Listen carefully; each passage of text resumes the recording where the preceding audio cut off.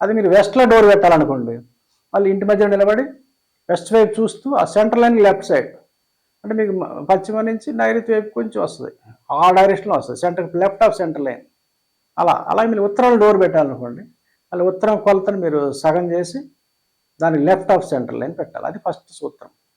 రెండో సూత్రం వచ్చేసరికి మీరు ఏ దిశలో ద్వారం పెట్టాలో ఆ దిశ కొలతని, గృహ కొలతని 9 భాగాలు చేసి 9 భాగాలు చేయాలి. దాన్ని కూడా మళ్ళీ మధ్య నుంచి మనం ఊహించుకోవాలి. ఇంటి మధ్య నిలబడి ఉన్నట్టు ఊహించుకుంటూ కుడి పక్క నుంచి 5 భాగాలు లెక్క పెట్టాలి. దక్షిణ వైపు నుంచి 5, కుడి పక్క నుంచి 5, ఎడమ పక్క నుంచి 3 లెక్క పెట్టాక మధ్యలో ఒక 4వ భాగంలో డోర్ పెట్టాలి. అది సూత్రం, రెండో సూత్రం. సపోజ్ దక్షిణంలో డోర్ పెట్టాలనుకోండి, దక్షిణ దిశలో ఇంటి మధ్య నిలబడి దక్షిణ వైపు చూస్తూ దక్షిణ కొలతను 9 భాగాలు చేసి కుడి సైడ్ నుంచి, రైట్ సైడ్ నుంచి 5 భాగాలు లెక్క పెట్టి, రైట్ సైడ్ అంటే నైరుతి అవుద్ది అక్కడ అటు చూస్తున్నప్పుడు 5 భాగాలు లెక్క పెట్టాలి. ఎడమ చేతి నుంచి 3 భాగాలు లెక్క పెట్టాలి. ఎడమ అంటే మీకు తూర్పు సైడ్ నుంచి 3 లెక్క పెడితే 4వది ఉంటుంది చూడండి, మొత్తం 9 కదా, ఇటు 5, 3 పోతే 8, ఒక భాగం మిగులుద్ది మధ్యలో, అక్కడ డోర్ పెట్టాలన్న సూత్రం. అలా మీ వెస్ట్ అయినా అంతే.